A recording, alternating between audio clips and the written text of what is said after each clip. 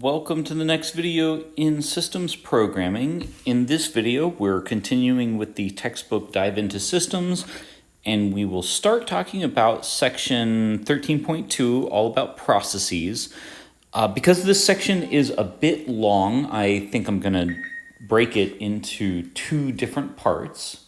But to begin with, a process is effectively some kind of organized bundle of things that the computer is going to do, but which also is more than that. It is also a certain kind of a demand on the CPU for system resources on a schedule. So here we define it as an instance of a program running in the system, which includes the program's binary executable code, data, execution context, so that's going to be things having to do with the process ID and possibly other things that we'll get into later. So actually here, the context includes the register values, stack location, instructions that it is currently executing, and so on. Processes are needed for multi-programming, which we've discussed in a previous video.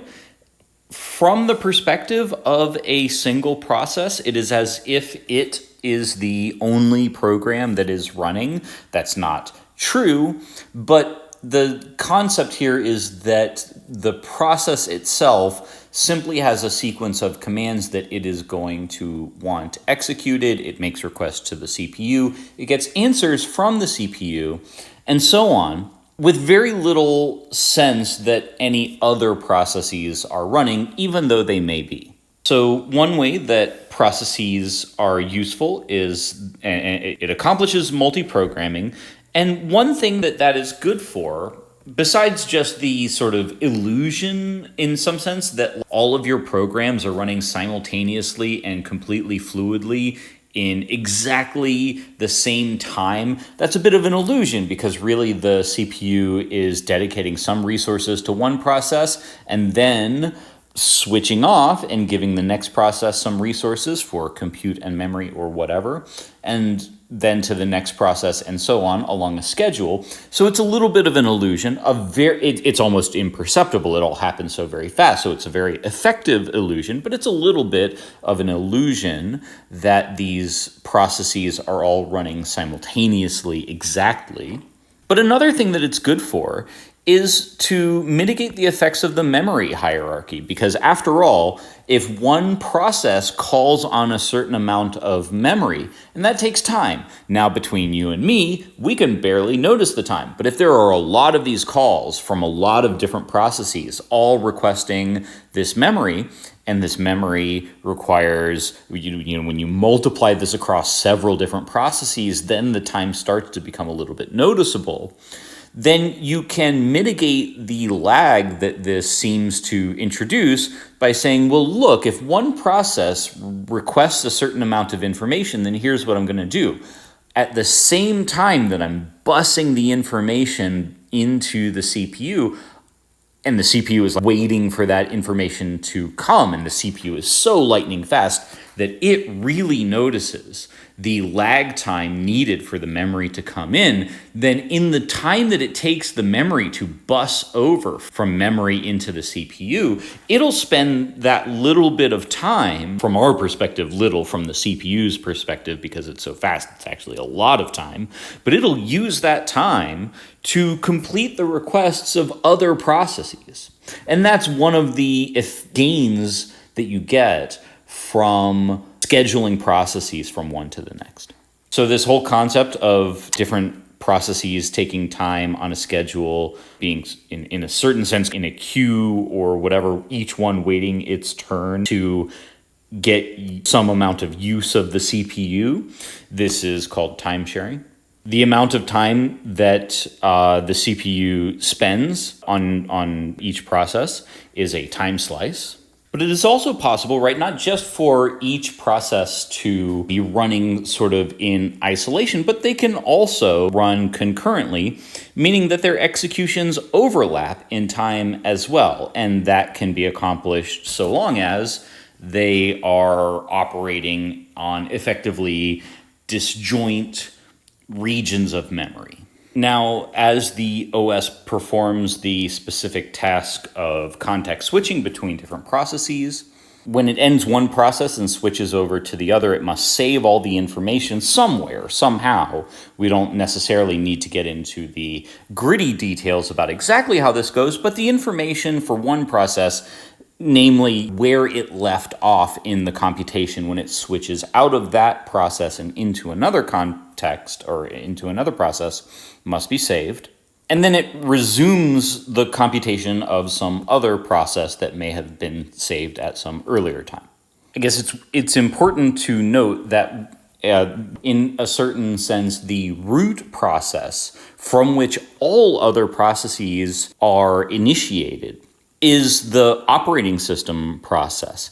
And the operating system process has kernel access, so that makes it able to issue kernel commands or whatever. And anyway, the point, though, is mainly that the operating system is itself one process, and it can then spin off other processes. Although the processes that it spins off may themselves be in user mode rather than kernel mode.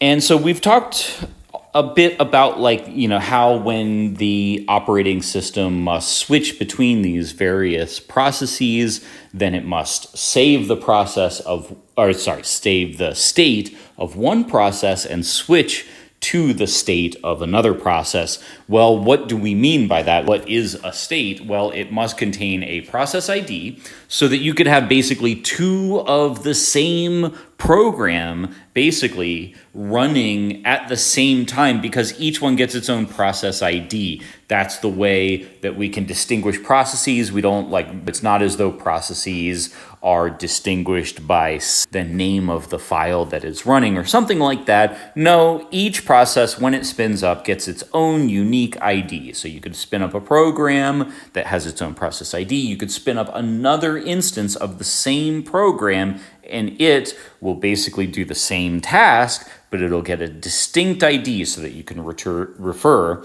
to the two different programs by their two different IDs, even though just about everything else about them is the same. Each one is going to get its own address space where its information is stored. It's going to get its own execution state, which is the values of registers and so on. The set of resources allocated to each process. So for instance, which files in memory it has access to or something like that. And then there is this thing called the process state. And the process state is one of these, in the next several paragraphs, we're going to enumerate the various possible process states. It could be in precisely one of the following different states. Ready, meaning that when the CPU gets around to it, it's ready to go. Whatever it requests of the CPU, that's going to happen. So that's the ready state. But I guess importantly, it is not currently running, right? So it's ready, so it's not currently running on the CPU, but when the CPU goes to the next process and the next process, when it eventually gets around to this one, which we imagine is ready, it will run. That's the ready state. There is also the running state, which is just whichever one is currently being executed by the CPU. And blocked is generally what happens when one process spins up some other new process and wants to wait until that new process terminates before it does anything. And then I feel sure we'll see examples that illustrate why you would want to do that, but the important idea is that a blocked process is one that is deliberately put on hold because it really needs to hear the answer to, in a sense, some question that is being computed by some other process. So it is being blocked because it is waiting for some other process to terminate. Then there is exited, which a process goes into once it has finished and will never be executed again, basically. Here's a useful note. I'm not totally sure why it's right here, but it is a useful note. That there are these two different notions of measuring the time that a program takes to run. And one is wall time, which means just like if you had a clock on the wall and you look at how much time it takes for the program to go from initialized to terminated, that's wall time. But keep in mind that that includes all the other processes that may be running on your computer. If your computer is running several other processes and this particular program is sharing those resources on a schedule with these other processes, that's a bunch of noise in the signal.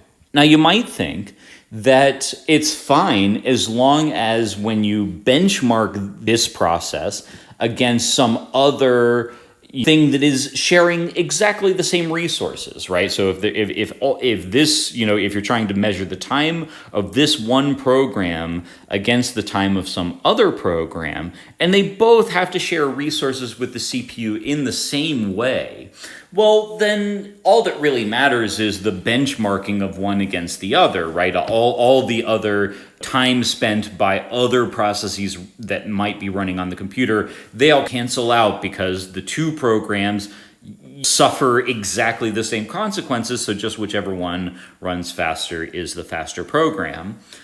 Well, yes, that is true, but it is so hard to track which processes. So many things can determine what process is running at any given moment of your computer that it's very hard to predict. And so you really don't have fine control over that, and you may really be doing an apples to oranges rather than apples to apples comparison without you even knowing it. So that's one problem with the wall clock measurement of time.